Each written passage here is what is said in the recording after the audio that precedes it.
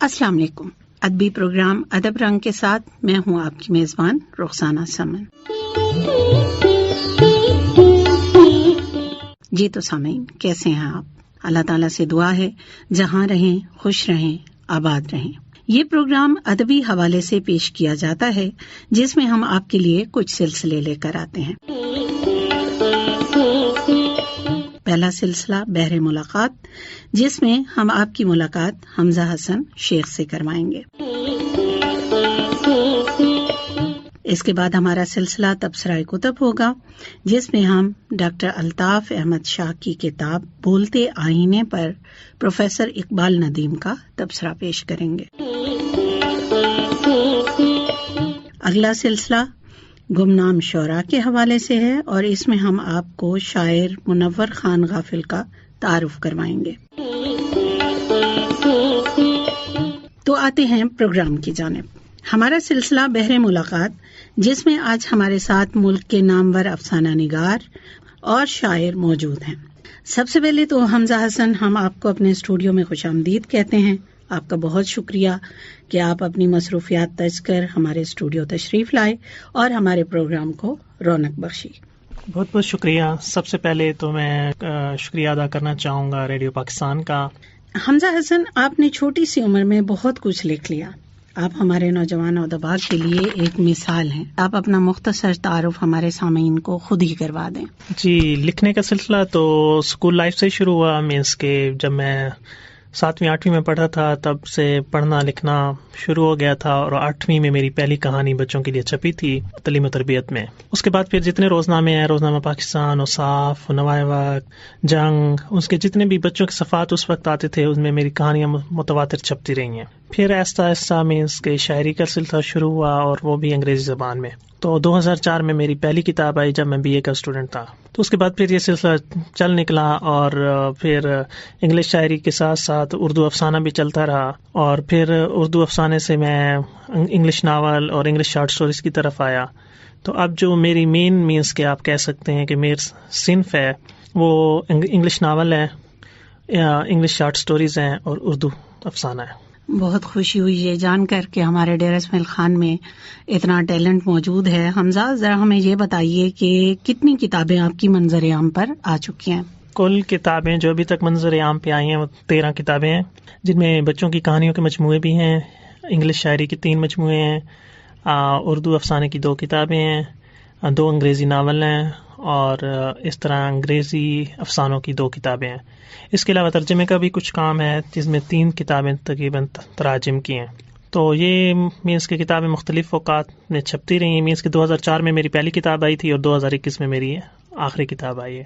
تو اس سلسلے میں یہ ہے کہ ان میں بہت سی ایسی کتابیں بھی ہیں جو مینس کے جن کے بہت سے ایڈیشن چھپے ہیں اور وہ مختلف ممالک سے چھپی ہیں، جن میں میرے ناول جو ہیں وہ پاکستان سے بھی چھپے ہیں، انڈیا سے بھی چھپے ہیں، USA سے بھی چھپے ہیں، اور ابھی میری انگلش شارٹ سٹوریز کی بک اور ایک شاعری کا مجموعہ ملیشیا سے بھی چھپ رہا ہے. اچھا، میں نے آپ کی جو کتاب پڑھی ہے قیدی، وہ ابھی جو میرے خیال میں 2021 میں آپ کی آئی ہے، تو قیدی کے افسانے جب میں نے پڑھے تو مجھے لگا کہ آپ نے اس میں معاشرے میں موجود جو بگاڑ ہے اس پر تجریدی افسانے آپ نے لکھے ہیں، اور تجریدی افسانہ لکھنا جو ہے کوئی آسان کام نہیں ہے.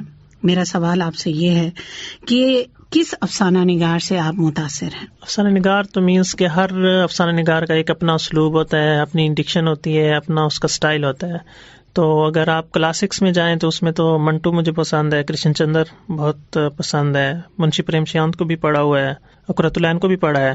لیکن موجودہ افسانہ نگار جس کو آپ کہتے ہیں کہ موجودہ دور کے افسانہ نگار، ان میں مجھے رشید امجد بہت پسند ہے، منشیات بھی پسند ہیں. تو مینس کے رشید امجد کے میں نے بہت افسانے پڑھے ہیں، بہت مجموعے پڑھے ہیں، منشیات کے بھی کافی افسانے میں نے پڑھے ہیں. موجودہ دور میں مجھے رشید امجد صاحب بہت پسند ہیں. اچھا جی، یہ بتائیے کہ انگریزی ادب میں آنے کی کیا کوئی خاص وجہ ہے، اور پاکستان میں انگریزی ادب کا مستقبل کیا ہے آپ کے خیال میں؟ مینس کہ اس کی کوئی میں خاص وجہ تو نہیں بتا سکتا کہ میں انگریزی ادب میں کیوں آیا. بس یہ کہہ سکتے ہیں کہ شاید ریڈنگ تھی بہت زیادہ، مینس کہ انگلش شارٹ سٹوریز پڑھنا، انگلش پوئٹری پڑھنا، انگریزی ادب کے ساتھ خاصا لگاؤ تھا.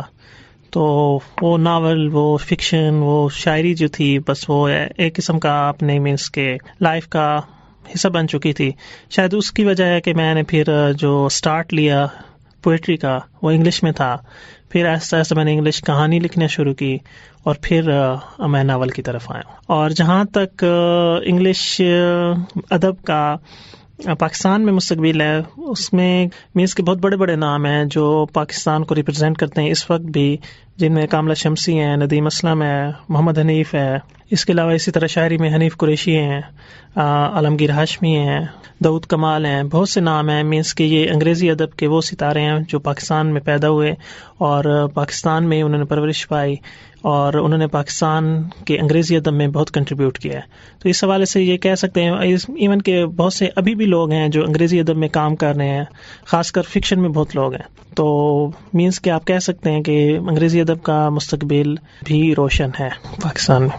جی، تراجم کے حوالے سے آپ نے کام کیا ہے. کس قسم کے تراجم کرنا آپ کو آسان لگتا ہے؟ مطلب جس کے بارے میں آپ یہ سوچتے ہوں کہ مصنف کا مافی الضمیر آپ من و عن ترجمے میں بیان کر سکتے ہیں. ترجمہ کیونکہ بالکل ہی علیحدہ صنف ہے جس میں مینس کہ اپنی تخلیق نہیں ہوتی، لیکن آپ نے اس میں ایک اپنی مہارت زبان کے حوالے سے، اسلوب کے حوالے سے شو کرنی ہوتی ہے. تو اس میں یہ ہے کہ موسٹلی جو میں نے تراجم کیے ہیں وہ ادبی ہی ہوتے ہیں. مینس کہ اس میں فکشن بھی ہے، چاہے وہ کہانیاں ہیں یا ناول ہے، اور اس کے علاوہ شاعری بھی ہے. تو میری جو پہلی کتاب ہے تراجم کی وہ امرتا پریتم کی نظمیں تھیں، جو 50 نظمیں میں نے ان کی پنجابی سے انگریزی میں ٹرانسلیٹ کی تھی اور وہ کتاب امریکہ سے چھپی تھی. تو اس کے علاوہ جو دوسرا ترجمہ ہے میرا وہ کامل داؤد ہیں، فرانسیسی ناولسٹ ہیں الجیریا کے. تو ان کا جو ناول تھا وہ میں نے انگریزی سے اردو میں ٹرانسلیٹ کیا ہے. اور ابھی بھی جو میرے تراجم کی کتاب آنے والی ہے اس میں بھی میں نے 2 ایشیائی خواتین جن میں امرتا پریتم اور سمی دانشور شامل ہیں ان کی کہانیوں کے تراجم کیے ہیں. تو وہ تراجم والی کتاب بھی انشاءاللہ اس سال کے آخر تک آ جائے گی.